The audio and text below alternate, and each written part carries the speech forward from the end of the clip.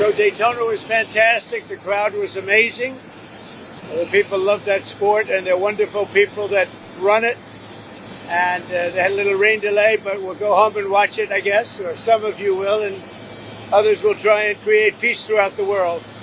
Do you have any questions, please? Sir, did you speak to Secretary Rubio this morning? I did. What is the latest with the negotiations in Saudi Arabia? What's he taking? We're moving along. We're trying to get a peace with Russia, Ukraine, and we're working very hard on it. It's a war that should have never started. Do you expect Zelensky to be involved in these conversations? What will his role be? I do. He will be involved, yes. Mr. President, would you allow the Europeans to buy U.S.-made weapons for Ukrainians? Yeah. So Zelensky said today that Russia is going to wage war on NATO. Do you agree with that? Do you have any concerns about? No, I don't agree. I don't agree with that. Not even a little bit. Vice President Vance said that the United States would potentially take military action against Russia if they won't come to an agreement. Do you agree with that stance? I don't know if that's what he said. I don't think he said that. Based on your conversations with President Putin, what do you think he wants ultimately in Ukraine? I think he wants to stop fighting. I see that. We spoke long and hard. Steve Witkoff was with him for a very extended period, like about 3 hours. I think he wants to stop fighting. They have a big, powerful machine. You understand that. And they defeated Hitler and they defeated Napoleon. You know, they've been fighting a long time. They've done it before. And but I think he would like to stop fighting. Do you think he wants the whole of Ukraine, or just what do you think he wants in terms of territory? No, I think he wants to stop. That was my question to him, because if he's going to go on, that would have been a big problem for us, and that would have caused me a big problem, because you just can't let that happen. I think he wants to end it, and they want to end it fast, both of them, and Zelensky wants to end it too.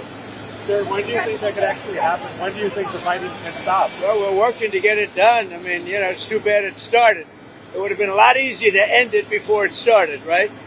But it started because we had an incompetent president that he didn't know what he was doing. That should have never started. That war was so easy to stop. Remember this, that under Bush, they took a lot. Under Obama, they took a lot. Under Biden, they're trying to take the whole thing. And under Trump, they took nothing. Nothing was gone.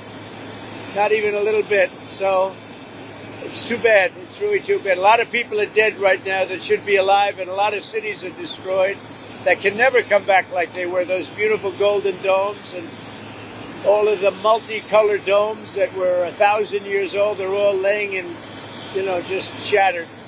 So it's very sad. They ruined the culture. They're beginning phase 2 of the ceasefire deal between Israel and Hamas.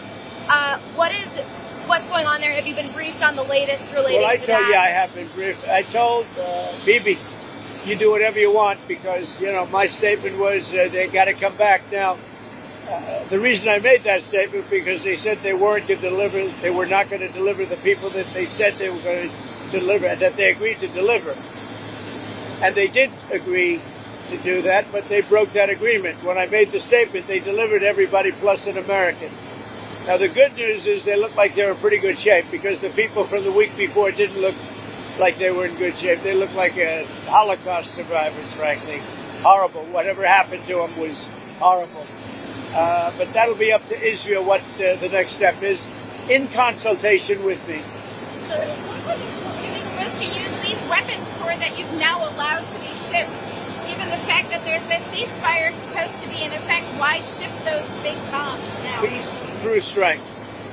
You understand that, right? It's called peace through strength. You know, they contracted for those weapons a long time ago in the Biden administration, and then Biden wouldn't deliver the weapons. But I look at it differently. I say peace through strength. They were sitting there. Nobody knew what to do with them. They bought them. But I believe in that very strongly. So do you have an update on your... The European Union is talking about banning food imports from the U.S. kind of along the lines of your reciprocal tariffs. It's like the reciprocal tariffs. They don't like the That's all right. I don't mind. Let them do it. Let them do it. They're just hurting themselves if they do that. I can't imagine if Doesn't matter. We're having reciprocal tariffs. Whatever they charge, we charge. Very simple.